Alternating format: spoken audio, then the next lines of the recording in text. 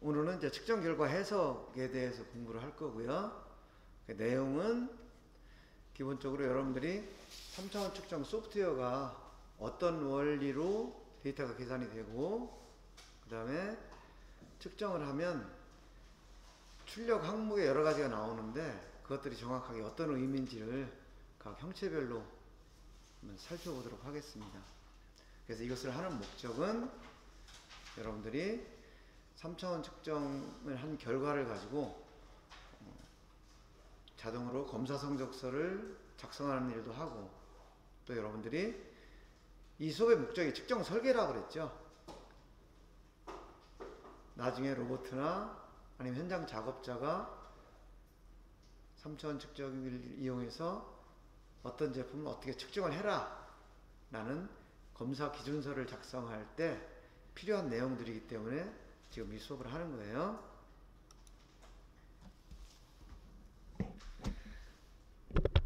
여러분들이 항상 기억해야 될 것은, 우리가 측정한 결과는 실제 가공 형체하고는 다르다라는 거. 항상 설계, 가공, 측정 이런 형체가 다르다는 걸 기억을 해야 돼요. 설계 형체는 지금 이거예요. 이 하늘색. 그래서 이 설계 형체에서는 형상공차, 여기서는 진원도죠. 그 다음에 치수, 지름, 중심, X, Y, 좌표. 이것들이 다 완벽하다고 가정을 하는 거예요. 완벽하다고 가정을 하고, 완벽하다고 가정을 하는데 문제는 완벽하게 가공을 할 수 없으니까 우리가 설계에서는 기준값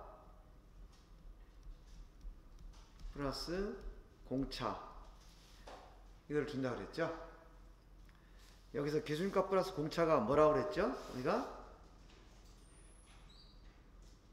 이것을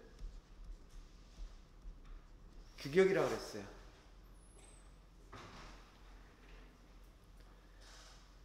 근데 가공 형체는 지금 이 부분이에요. 가공 형체는 여기 이 형상인데, 이것은 설계에서는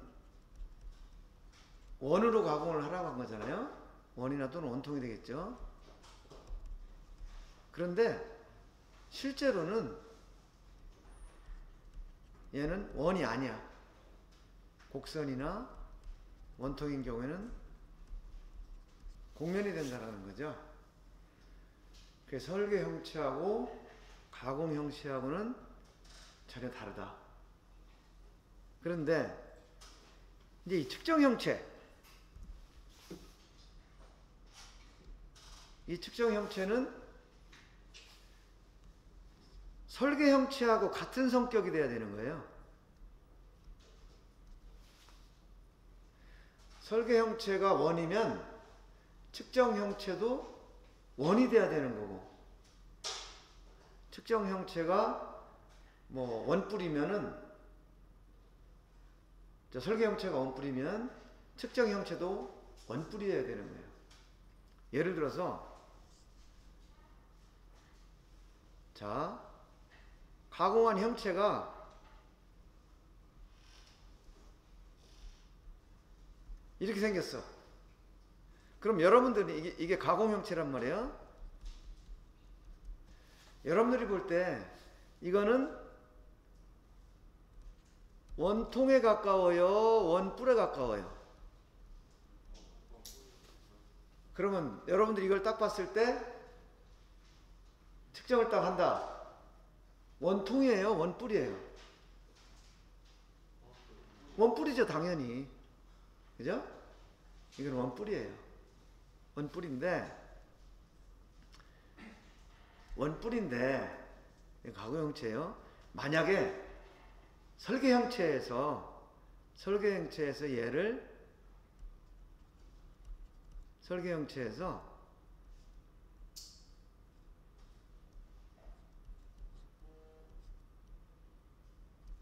이렇게 설계를 했다 이거죠. 얘가 뭐 10의 플러스 마이너스 0.1 이렇게 설계를 했다면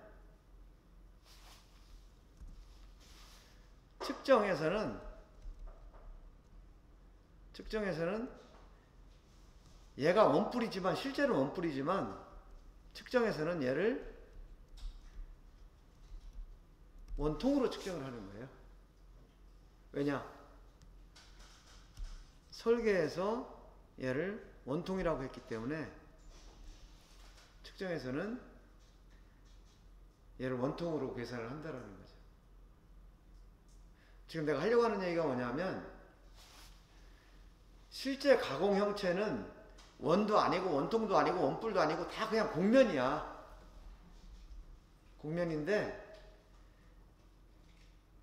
측정에서는 이거를 프로빙한 데이터를 가지고 억지로 계산을 하는 거예요. 그럼 원통도 아니고 원뿔도 아니고 뭐 아무것도 아닌 곡면이면 계산 자체는 원통으로 할 수도 있고 원뿔로도 할 수 있고 곡면으로도 할 수 있다는 얘기죠. 그래서 그건 측정하는 사람 마음인데 문제는 우리가 측정이라는 것은 항상 도면을 기준으로 한다라는 거죠. 그래서 설계에서 원이라고 규정을 했으면 우리는 원으로 계산하고 뭐 타원이라고 설계에서 규정을 했으면 우리는 타원으로 계산을 한다. 그래서 이 측정 형체는 항상 설계 형체하고 같은 그 성격을 갖는다. 이런 얘기예요. 그래서 여기 보면 지금 설계 형체 이렇게 됐지만 얘는 실제 가공 형체는 진원도가 있죠. 여기 보면 이런 식으로 얘가 진원도를 가져요. 그 다음에 설사 진원도가 완벽하더라도 얘는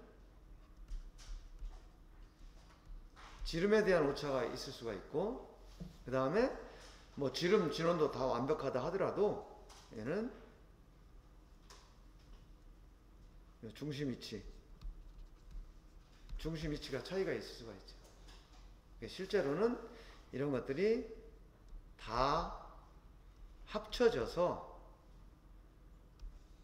이러한 가공 형체로 나타난다. 이런 개념을 여러분들이 알고 3차원 측정을 해야 된다라는 거예요. 자, 그럼 3차원 데이터는 지금까지 우리가 측정했던 정반 측정 방식하고는 개념이 달라요. 정반 측정 방식에서는 두 점 간의 거리를 측정하죠. 두 점 간의 거리. 요 두 점 간의 거리를 측정한다. 요거를 그 ISO에서 치수를 어떻게 표현했었죠?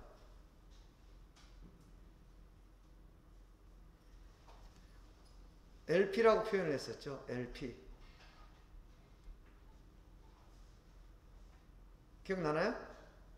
이거는 로컬 포인트. 네? 이거 기억나죠? 네. 그래서 이런 원이 있다 했을 때 LP로 표현을 하면 치수가 그냥 요 두 점 요게 치수가 되는 거죠. 또는 요게 치수가 되는 거고. 기억나죠? 네.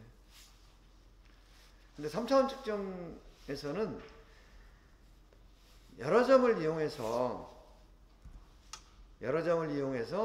수학적으로 계산된다.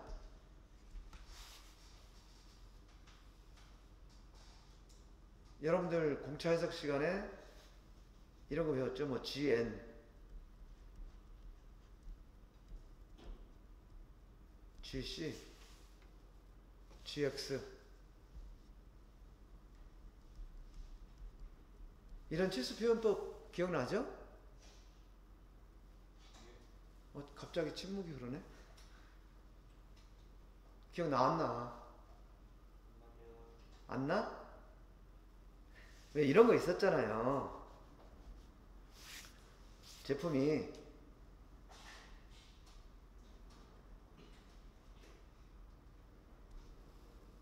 이렇게 있었다 하면 이 치수를 표현할 때 지금처럼 하면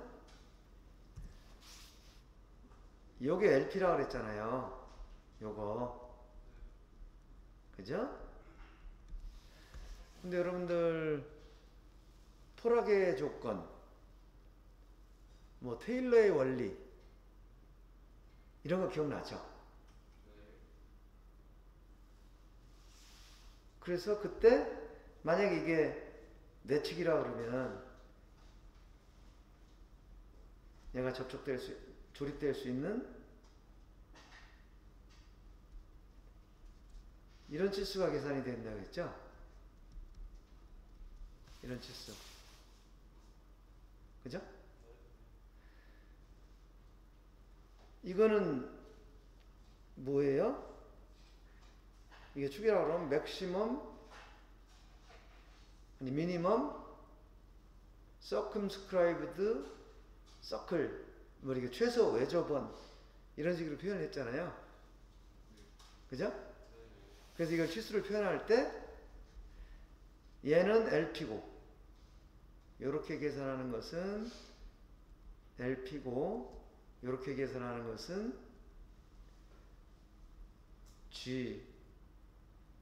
GN이다 뭐 GX다 이렇게 표현했던 거 기억나죠? 네. 여기서 G는 글로벌이에요. 글로벌.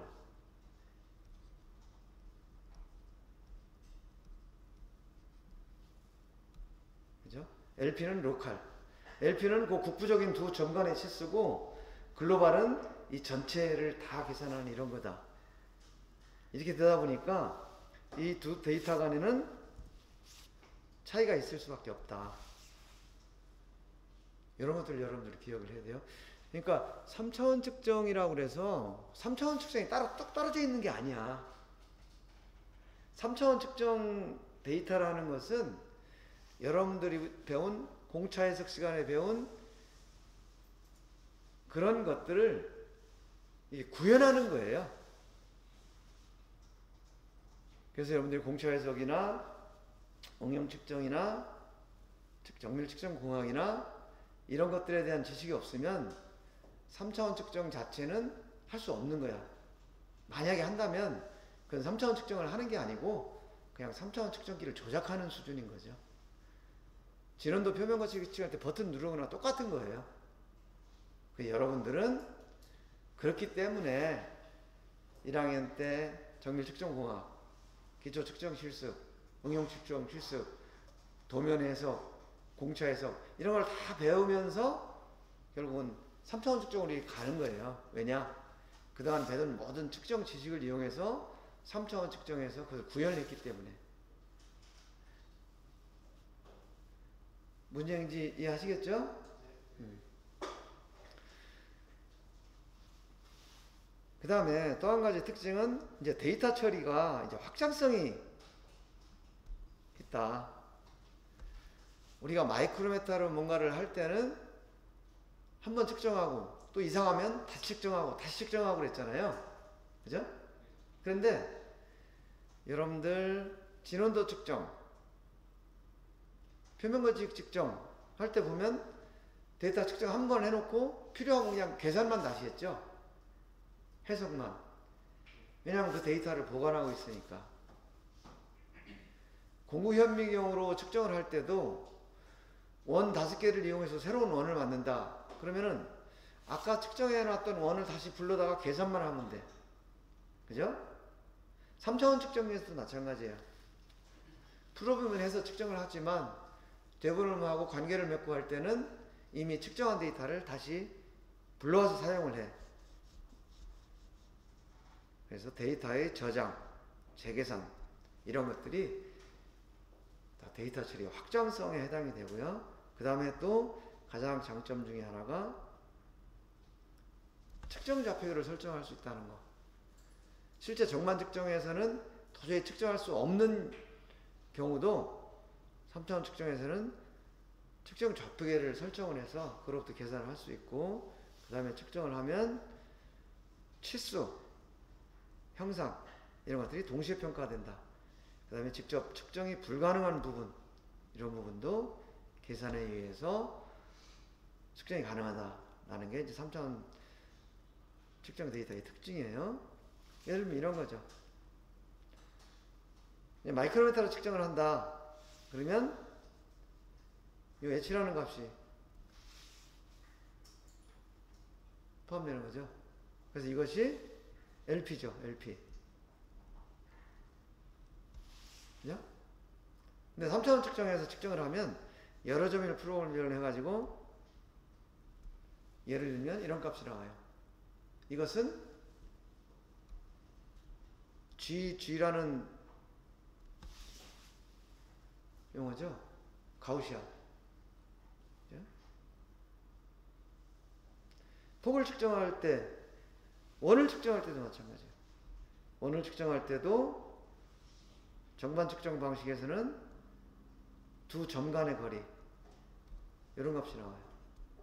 그런데 3차원 측정에서는 프로빙한 값을 평균해서 평균 값을 예를 들면 최소 자승원을 계산을 한다. 이런 얘기예요. 그래서 기존의 정반 측정 방식에서는 그냥 두 점 간의 거리를 측정했지만 이제 3차원 측정에서 측정을 함으로써 뭐가 나오냐? 여기는 측정 형체가 계산되는 거죠. 여기서 평균은 예를 들면 이런 게 측정 형체가 되는 거죠. 여기는 폭, 이런 것들. 그래서 이런 것들을 연결해서 여러분들이 이해를 하셔야 되고요. 그 다음에 3차원 측정기에서는 측정을 하면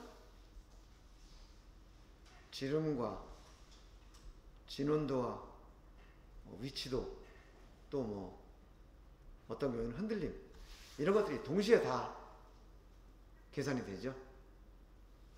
그리고 평면이다 그러면 평면도, 직각도, 이런 것들이 한 번에 계산이 된다. 그래서 치수와 형상이 동시에 평가되는 것이 이 3차원 측정 데이터의 특징이다 라는 거 지금 그림으로 다시 설명하는 거고요.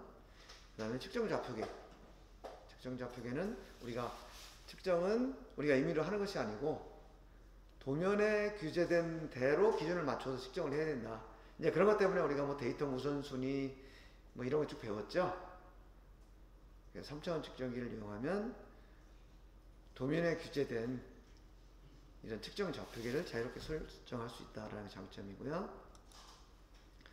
그 다음에 직접 측정이 불가능한 부분. 예를 들면 이 원 세 개는 그냥 프로빙에서 측정을 했는데 이 세 개를 중심을 연결한 새로운 원을 만들겠다. 그럼 이거는 직접 측정 자체가 불가능한 거죠. 그렇지만 되부름해서 계산할 수 있고, 예를 들면 이 축과 거리를 구하고 싶다. 정반 측정 방식으로는 측정이 불가능해요. 그렇지만 여기서는 원통에서 거리 구하면 이제 이런 축 간의 거리라든지 어떤 두 평면의 중면이라든지 이런 것들 직접 측정이 불가능한 부분도 계산이 가능하다라는 게 이제 3차원 측정 데이터의 특징이고요. 그 다음에 3차원 측정기에서는 기본적으로 어떻게 계산을 하느냐 라는 것을 여러분들이 이미 알고 있겠지만 다시 한번 정리를 해볼게요. 3차원 측정 데이터에서 가장 기본적인 것은 프로브 중심의 데이터를 수집한다는 거예요. 그냥 측정기로 어딘가를 띵 찍으면 그때 항상 그 프로브 중심의 좌표를 측정기에서 읽어. 그러면은 실제 물체에 접촉하는 곳은 어디죠? 뭐가 접촉을 하죠? 우리가 3차원에서 측정을 하면 제품 표면하고 접촉하는 부분이 있잖아요. 측정을 하기 위해서. 그게 뭐예요? 어? 프로브. 그렇지. 자, 보세요. 지금 이런 제품이 있어. 그래서 여기를 측정하려고 그래. 그죠? 그러면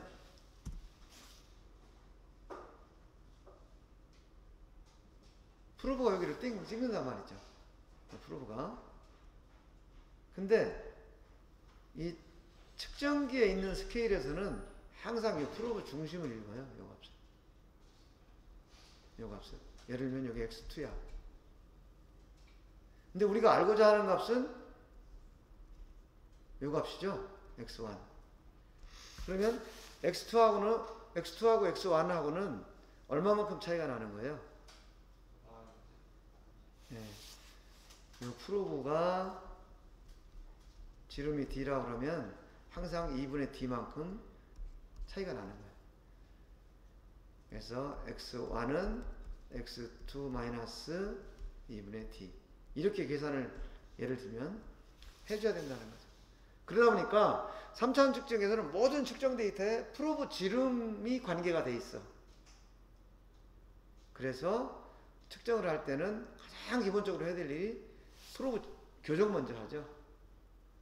프로브 교정 먼저 하고 그 다음에 좌표계 설정, 그 다음에 측정, 그 다음에 관계대분호, 이런 순서가 되는 거죠. 프로브 교정하면은 그 교정을 통해서 어떤 데이터가 얻어지죠?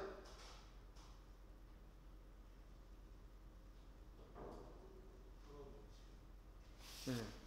지름, 또 네?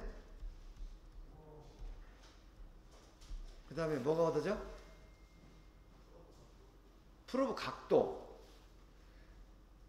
자, 우리가 프로브 각도를 얘기했는데 이거는 이제 프로브 헤드가 이렇게 회전하니까 그 각도를 생각하는 거잖아요. 근데 요거는 이제 개념적으로 맞는 말이기도 해요. 그런데 엄밀히 얘기하면 프로브 각도가 아니고, 각도는 편의상 꺾어주는 거고 각 프로브 간의 중심 거리가 계산되는 거예요. 그래서 이 각도라는 표현보다는 각 프로브 간의 중심거리, 이게 이제 기본적으로 계산이 되는 거예요. 이것이 어떻게 이용되는지는 뒤에 또 한번 보자고요. 촉침이 측정점에 접촉되는 순간 촉침 중심 좌표를 읽어내고, 그러니까 이게 실제 접촉점이 아닌 거죠. 2분의 d만큼 항상 차이가 나는 거예요. 그 다음에 데이터를 계산할 때는 이 데이터를 이용해서 일단 형상을 계산하고, 그죠?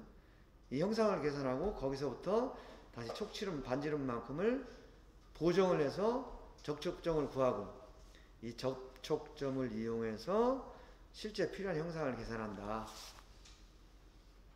지금 이런 과정인 거예요. 여러분들이 이 과정을 정확하게 이해를 해야 왜 프로브 교정이 필요하고, 어떤 경우에는 프로브 교정이 필요하고, 어떤 경우에는 뭐 급하면은 프로브 교정을 안 해도 이 치수는 문제가 없겠다라든지 이런 걸 판단할 수가 있겠죠. 자, 이런 거예요. 이 그림을 한번 보세요. 여기서 이 작은 게 1번 프로브고 이게 2번 프로브라고 생각을 해보자 이거죠. 그럼 프로브 교정을 하면, 자, 1번 프로브, 이거는 간단한 예를 들은 거예요. 이해를 돕기 위해서. 1번 프로브의 지름이 얼마냐 하면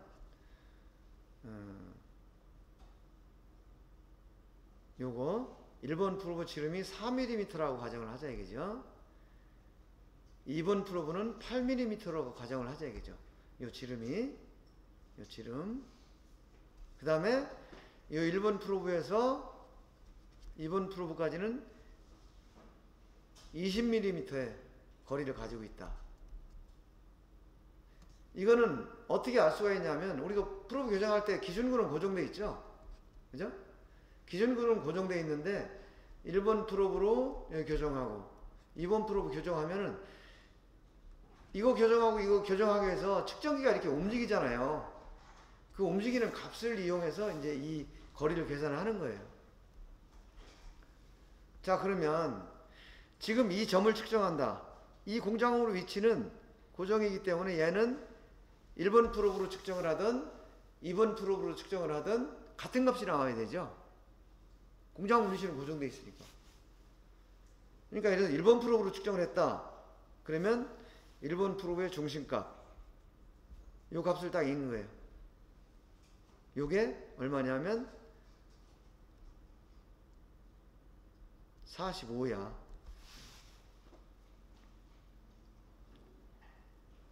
그러면 이렇게 봤을 때 이렇게 접촉을 했는데 이 값이 45니까 프로브 지름이 4니까 얘는 얼마예요? 2mm죠? 그러니까 우리가 측정하고자 하는 요 값 x라고 하면 x는 45-2 해서 43이 되는 거예요. 근데 만약에 2번 프로브로 여기를 측정을 했다. 그러면 얘가 뭘 읽냐 하면, 여기서 마찬가지로 x라고 한다면 2번 프로브로 여기 측정을 했어요. 그리고 여기 아까 측정한 1번 프로브가 있어. 그러면 1번 프로브가 항상 기준이에요. 띵 접촉을 하는 순간에 1번 프로브의 이 프로브의 중심값 띵 읽어. 그게 얼마냐 하면 여기 67이에요. 요게 67이었어. 자, 그럼 x는 67에서 요 1번하고 2번 프로브 거리가 20mm라고 그랬죠? 여기서 마이너스 20을 해주는 거예요. 마이너스 20을 해주면 여기까지의 거리가 되죠? 그럼 여기 요 중심까지의 거리에서 요 프로브 반지름이 얼마냐면, 지름이 8mm니까 반지름이 4가 된단 말이에요. 그러니까 마이너스 4 이렇게 하면 43이 되는 거예요. 그래서 1번 프로브로 측정을 하던 2번 프로브로 측정을 하던 같은 위치는 같은 값이 나오는 원리가 이렇게 계산이 되기 때문인데, 이렇게 계산을 할 수 있는 게 이제 프로브 교정을 했기 때문에 가능하다. 이제 그런 거예요.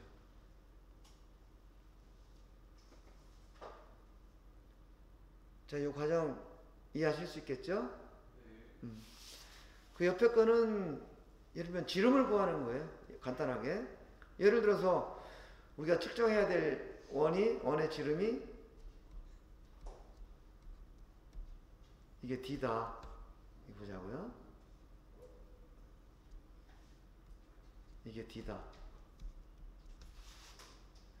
그러면 이게 만약에 외경이다. 그러면 여러분들 보통 이게 4점 측정했죠? 그러면 이 프로브의 중심점을 이용해서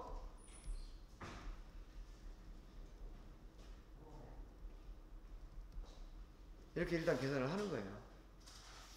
얘가 뭐가 되냐면 D-가 되는 거죠.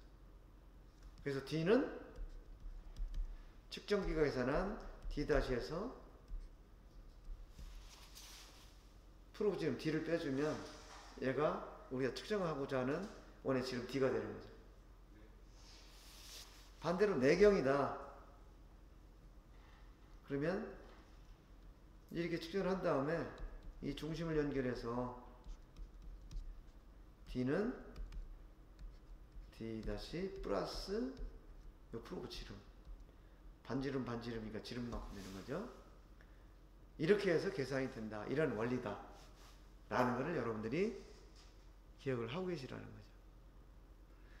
여러분들이 이미 다 잘 알고 있는 내용이지만 다시 한번 정리를 한 거예요.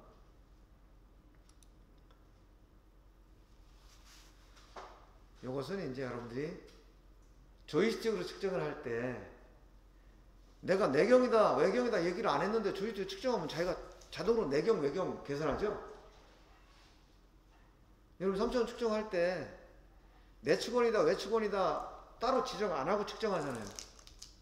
근데 측정하면은 그 신기하게 내측 측정하면 저절로 내경이 나오고 외측 측정하면 외경이 나오잖아요. 그죠? 그렇게 되는 이유가 일단 어디엔가 접촉을 하면 프로브 중심점을 읽어요. 그래서 이런 원을 계산을 하는 거예요. 이런 원을 계산한 다음에 이제 측정기가 생각해. 조이스틱으로 이렇게 움직이면은 기계가 쭉 움직이잖아요. 그래서 기계는 소프트웨어에서는 이 프로브가 움직인 그 궤적을 항상 추적을 하고 있어. 내부적으로. 그래서 다 측정을 한 다음에 일단 이걸로 원을 계산을 해놓고 얘가 내측인가 외측인가 판단을 해보려고 하다 보니까 이 프로브가 축심이 안쪽에서 바깥쪽으로 가면서 측정을 했네? 이걸 기억하는 거예요. 그럼 이거는 안쪽에서 바깥쪽으로 가면 측정했으니 이거는 당연히 내경이죠. 만약에 바깥쪽에서 이렇게 안쪽으로 들어오면 측정했다. 그럼 이건 외경이구나. 이렇게 판단을 하는 거예요. 이 과정도 이해하시겠죠? 그러면 내가 문제를 하나 낼게요.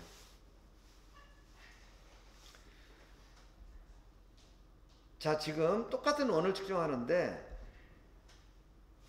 A처럼 이런 방식으로 정확하게 90도 간격으로 4점을 측정했고 B처럼 서로 다른 각도로 4점을 측정했다.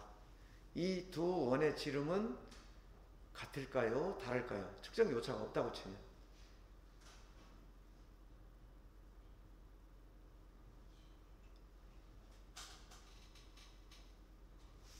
이 두 원의 지름이 같다. 아니면 같지 않다.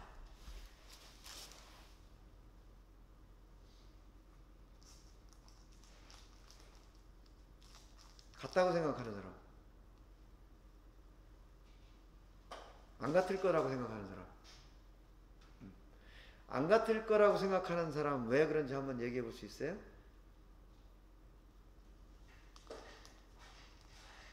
그냥 느낌이 좀 아니야?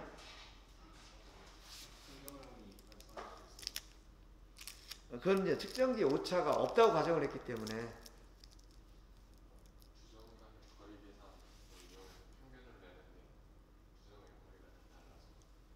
두 점 간의 거리? 어떤 두 점 간의 거리? 그거는 정만 측정 방식에서 쓰는 방식이죠. 이거는 3차원 측정. 저거 이제 점과 점 사이에서 이거 원을 만들 때 그 점이 저렇게 일정하면 일정한 비율로 이렇게 원을 길이를 줄 것 같은데 저렇게 비율이 다른 비율별로 길이를 줘가지고 지름이 좀 달라질 것 같아요. 예, 지금 좋은 의견들 많이 나왔는데 여러분들 역시 한 차원 높게 생각을 하네. 얘는 단순하게 생각을 해보세요. 이렇게 측정을 하든 만약에 제품의 진원도가 제로고 기계에 오차가 없다고 치면 1차적으로 프로브 중심을 연결하는 원을 계산한다고 했죠. 그러니까 이렇게 측정하든 이 프로브 중심을 연결해서 계산한 이 원, 이거는 같은 값이 나온다는 거죠. 아까 계속 얘기했잖아요. 얘는 항상 프로브 중심을 이용해서 계산을 한다고.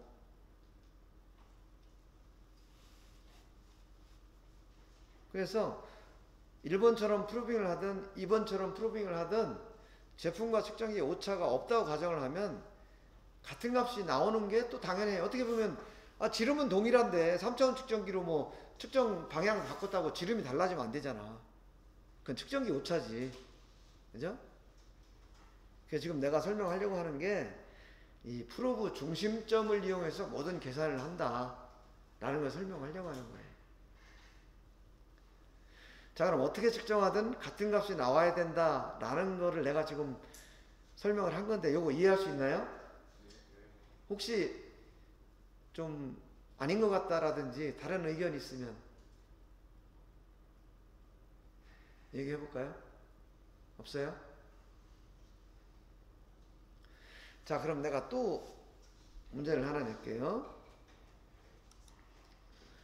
3차원 측정기에서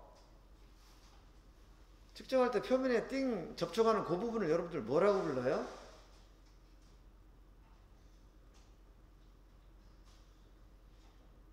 어?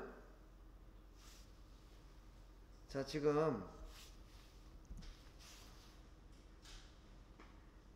이건 지금 내가 설명을 간단하게 하기 위해서 내는 이게 가장 단순한 거 얘기하는 거예요.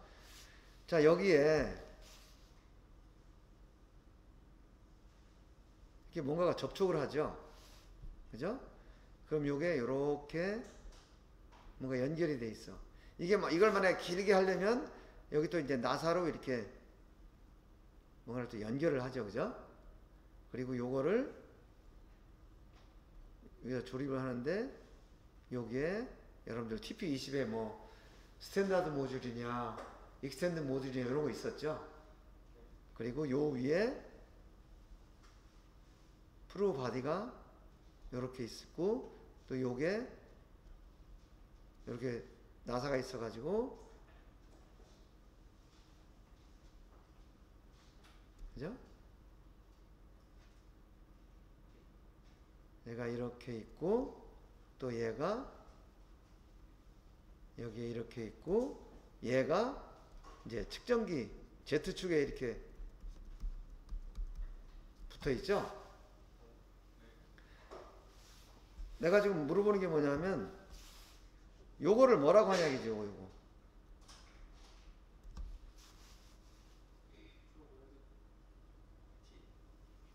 응? 자, 요거를 뭐라고 하냐. 그 다음에 요게 짧았을 때 연장하기 위한 요거를 뭐라고 하냐. 그 다음에 요 모듈하고 바디가 있는 요 부분을 뭐라고 하냐. 그 다음에 우리가 필요에 따라 각도를 이렇게 돌리죠. 그러면 요 부분을, 요 각도 돌리는 부분, 요 부분을 뭐라고 하냐. 이 명칭을 여러분들이 어떻게 알고 있냐는 거지.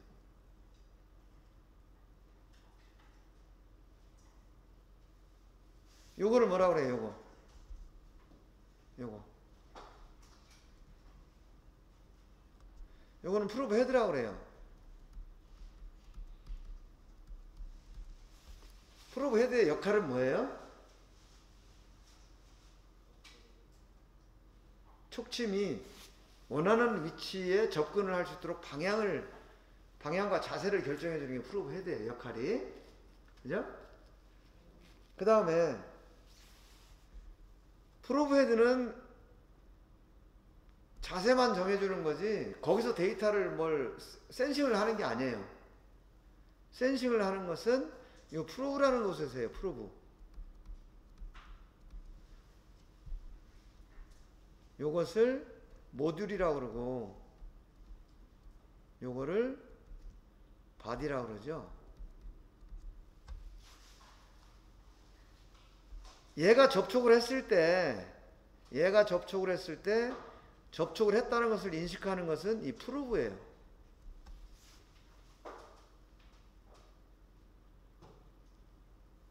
그리고 이 부분, 요 쉔크하고 요거를 팁이라고 그래요.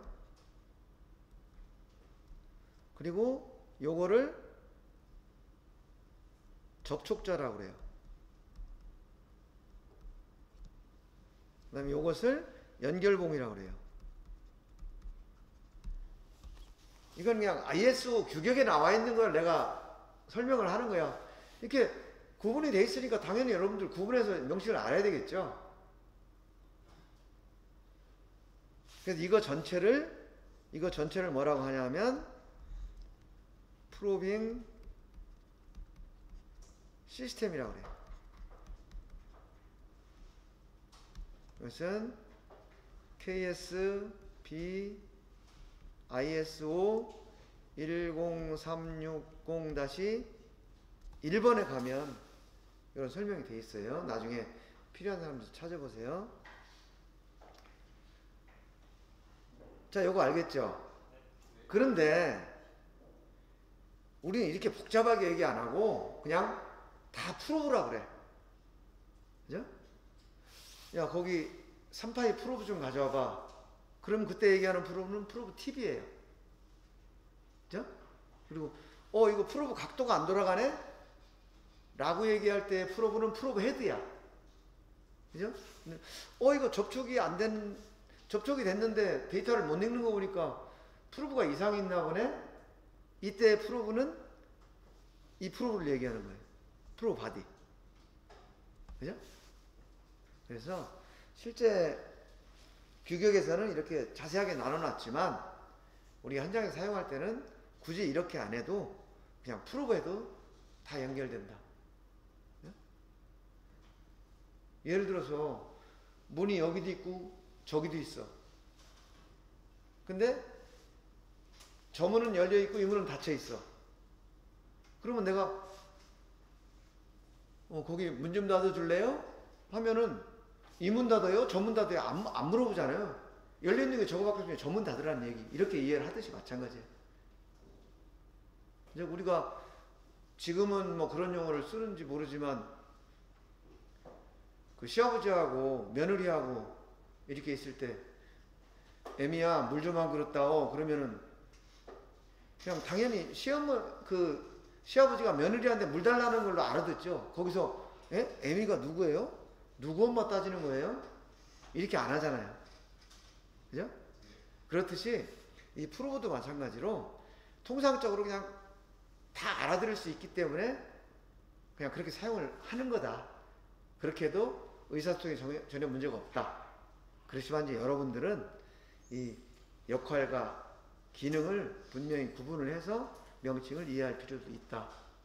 라는 것 때문에 내가 이 얘기를 하는 거고요. 또 하나 내가 질문을 할 것은 이 팁, 요 프로브, 요거의 형상이 어떤 게 있었어요? 여러분들이 본 게. 네. 동그란 거. 동그란 건데 그래도 우리 좀 폼나게 구 이렇게 얘기합시다. 구형. 지금 잘 얘기했어요. 구. 또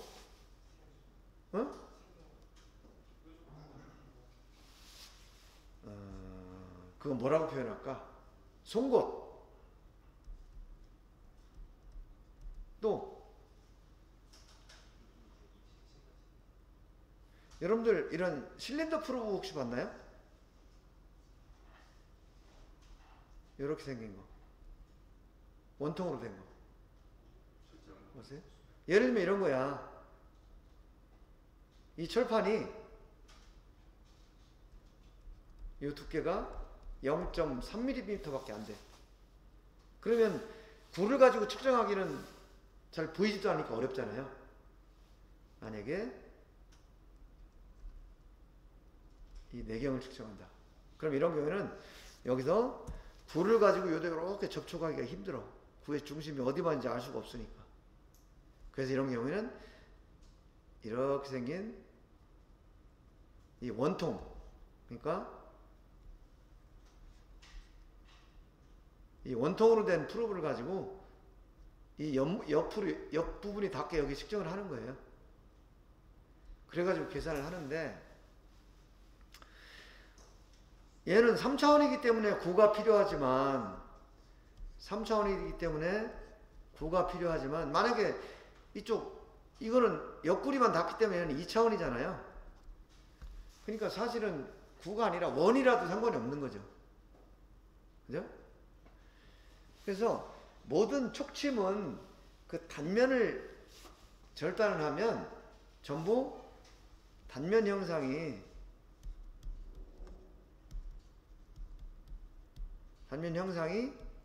원이에요. 원.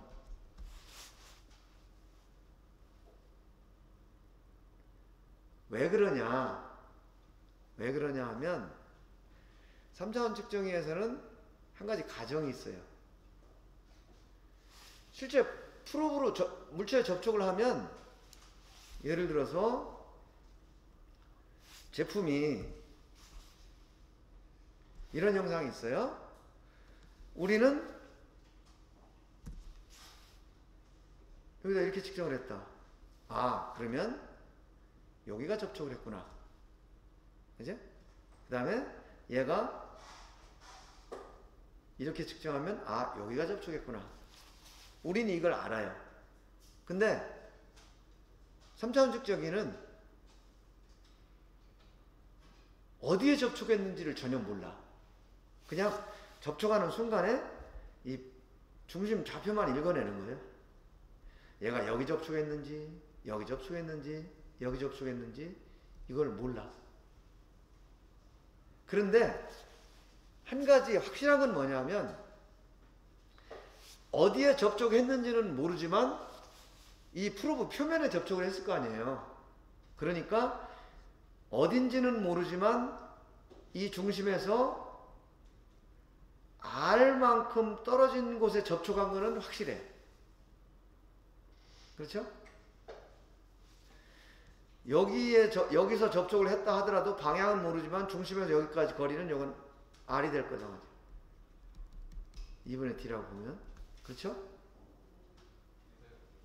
만약에 여기에 접촉했다 하더라도 방향은 모르지만 이렇게 측정했을 때 R만큼 떨어진 곳에 접촉했다 라는 건 알 수 있죠. 가정을 할 수가 있죠. 그래서 3차원 측정에서는 프로브의 단면, 촉침 팁의 단면이 전부 원형 형상 또는 형상 자체로 보면 9인데, 그 이유는 3차원 측정기는 접촉 위치가 어딘지를 알 수가 없다. 그래서 항상 측정값을 계산할 때 프로브 중심에서 프로브 반지름만큼을 보정해서 표면 어디엔가 접촉했을 거라는 가정하에 계산을 하기 때문에 그렇다 라는 것을 얘기를 하는 거예요. 이거 이해할 수 있겠어요? 그러면 여기 또 한 가지 문제가 있는 거죠. 여러분들 그 프로브 교정할 때 교정 결과에 보면 표준 편차, 진구도 이런 거 나오죠. 그게 왜 중요해요?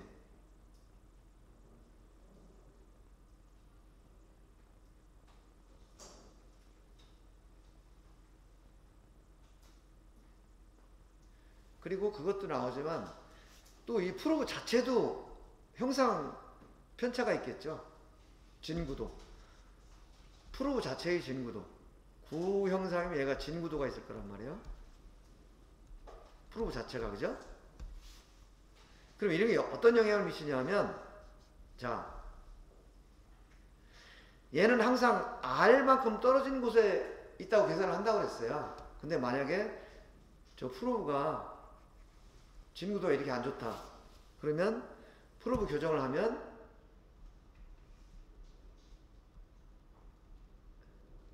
이렇게 평균원을 계산을 할 거라고.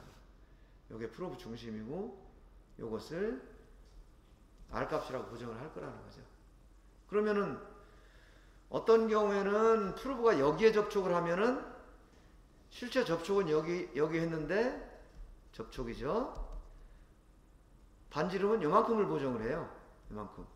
그러면 요만큼의 오차가 생기죠. 실제 접촉한 점하고 프로브 교정 결과 보정하는 거하고 이 델타 R만큼이 오차가 생겨. 왜냐? 프로브가 진구도가 안 좋아가지고 이런 현상이 나온다는 거죠. 만약에 여기에 접촉을 했다. 프로브가 측정한 여기에 접촉을 했다. 그러면 이만큼 이 값이 마이너스 쪽으로 차이가 나는 거예요. 델타 R이 마이너스가 나요. 여기는 플러스가 돼요. 그죠? 그래서 진구도만큼 측정 오차가 생길 수가 있다. 그래서 우리가 쓰는 이 프로브 축침의 진구도는 굉장히 정밀해요. 그래서 우리가 근데 우리가 보통 볼이라고 그러죠. 볼의 정밀도 등급이 있어요. 진구도가 얼마다. 근데 지름이 차이가 나는 거는 문제가 안 되죠. 교정하면 지름 계산하면 되니까. 그 계산한 지름을 보정해주면 측정값에서 보정값을 사용하면 그거는 관계가 없는데 진구도는 직접 오차가 되는 거예요. 그래서 이게 볼은 정밀도 등급이 매겨져 있는데 우리가 일반적으로 쓰는 이 프로브 요거는 진구도가 0.3 마이크로미터 이내로 진구도가 이렇게 규제가 되어 있다라는 것도 참고로 알고 계세요. 그래서 지금 내가 중요하게 지금 강조를 하는 것은 3차원 측정 데이터는 프로브 중심에서 접촉점까지가 항상 R만큼 떨어져 있다는 가정하에 소프트웨어에서 계산을 한다. 그러다 보니까 진구도가 중요하다. 왜냐? 진구도가 좋지 않으면 보정하는 값이 오차가 생기기 때문에 지금 그 얘기를 한 거예요. 요거에서 혹시 질문 있을까요? 없나요? 자, 그럼 직선 계산할 때도 마찬가지죠.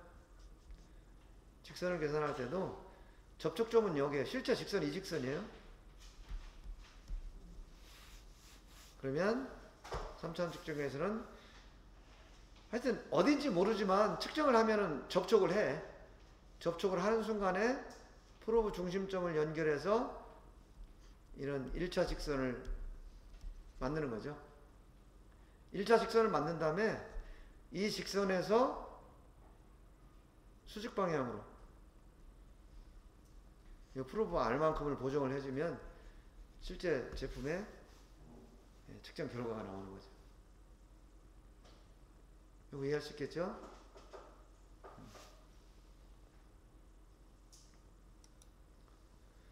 그래서 지금까지는 기본적으로 프로브 중심을 가지고 1차적으로 계산을 한 다음에 반지름만큼 보정해서 실제 측정값을 계산한다라는 원리를 말씀드렸고, 이제 데이터 계산 방식은 우리가 지난 시간에 한 내용들이에요.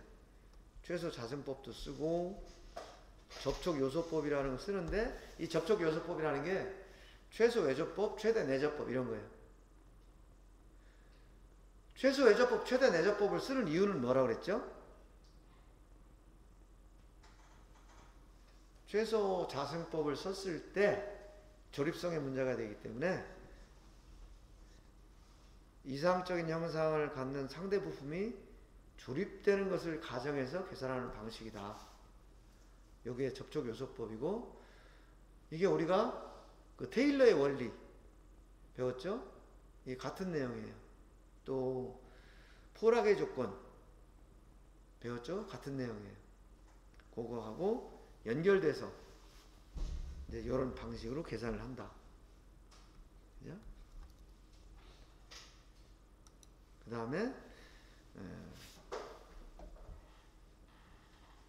또 무슨 방법이 있냐면 최소 영역법.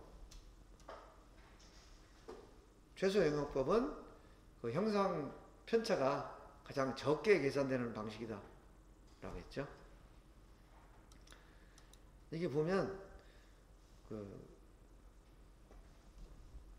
최대 내접, 최소 외접, 이게 접촉 요소법이에요. 접촉 요소법, 앞에서 얘기한 접촉 요소. 이 방법을 쓰는 이유는 조립성을 고려해서 사용하는 방식이다. 3차원 측정에서 계산된 데이터는 측정 형체라고 그랬죠. 모든 측정 형체는 조립성과 일치하도록 표현하는 것이 최종 목적이에요. 그러다 보니까 이제 이런 방법들이 나오는 거고요.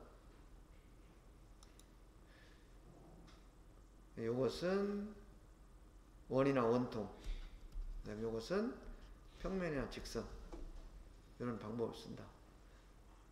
자, 여기서 보면 내접법이냐 외접법이냐라고 하는 것이 우리가 배운 또 뭐하고도 관계가 되죠? 전면. 그죠? 우리가 탄젠트 표시된 이런 기호 붙은 평면이 있었죠? 요거하고도 관계되는 거예요.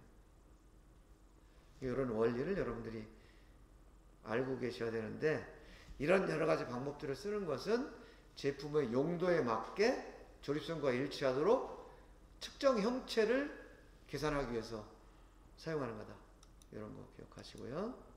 최소 영역법은 여러 번 반복해서 그 형상편차가 가장 작게 나오는 이제 그런 경우 계산하는데, 이 최소 영역법은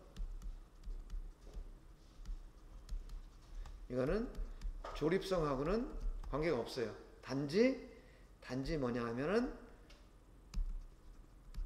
형상 편차가 최소가 되도록 계산할 때만 쓰인다 라는 거예요.